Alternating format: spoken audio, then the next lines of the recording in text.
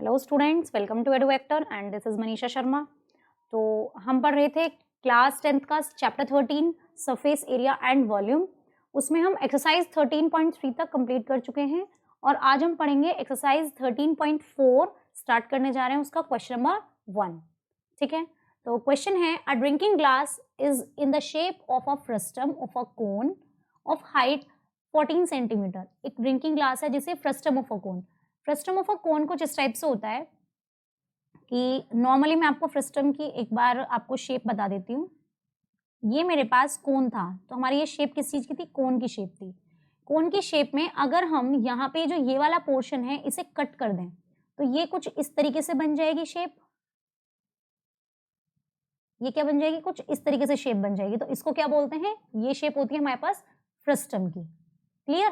तो अगर हम इसे अब उल्टा कर दें, दैट मीन्स ये थोड़ा सा इस टाइप से कर दें, हम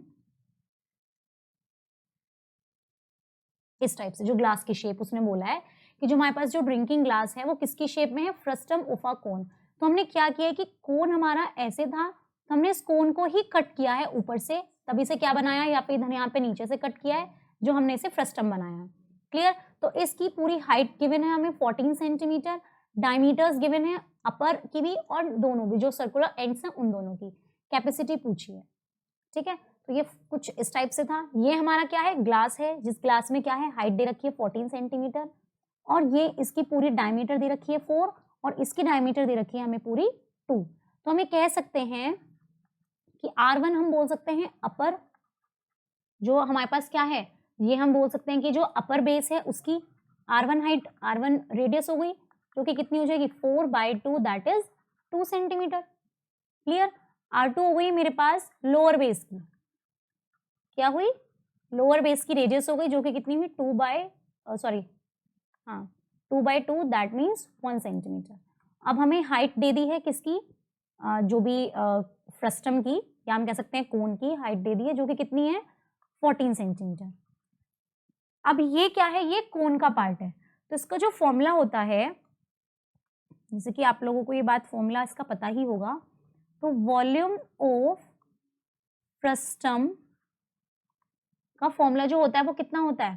फ्रस्टम ऑफ कोन, ये फॉर्मूला होता है 1/3 pi h R1 square plus R2 square plus R1 R2। ये ही इतना ही फॉर्मूला है और इसी फॉर्मूले में आपको पुट करना है। डायरेक्ट आपको ये फॉर्मूला लर्न ही करना पड़ेगा। ठीक है, ऐसा नहीं है कि कहीं अलग से हमने लिख दिया, ये फॉर्मूला होता है फ्रस्टम ऑफ अ कोन का। ठीक है, तो आपको डायरेक्टली यहीं से लर्न करना पड़ेगा। ये अगर आपको फ्रस्टम समझ में आया, अगर हम इसे कोन बनाते, ये कोन से कट हुआ है, ठीक है, तो इसलिए इसकी शेप कुछ इस टाइप से, तो उसका फॉर्मूला भी कोन के जैसा ही है। क्लियर? तो हम इसमें क्या करेंगे? इसकी वैल्यूज पुट कर देंगे। अब उसने क्वेश्चन में लेकिन कुछ और पूछा है। क्वेश्चन में बोला है कि कैपेसिटी बताओ। अब हमने बहुत सारी एक्सरसाइज कर चुके हैं, तो कैपेसिटी का मतलब वॉल्यूम ही होता है। क्लियर? तो कैपेसिटी हम कह सकते हैं, इधर ही कह सकते हैं कि capacity of glass is equal to volume of frustum of cone. कितना होता है? 1/3 पाई एच, जहां पर एच क्या है? हाइट है। R1 square plus R2 square plus R1 R2।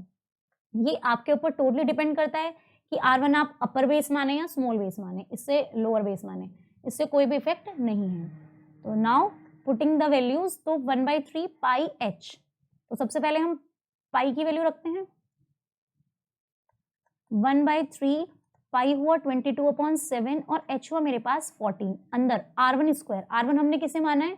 First वाले को, किसी को भी मान सकते हैं, तो दैट इज 2 का स्क्वायर प्लस R2 है मेरे पास 1 square plus R1 into R2।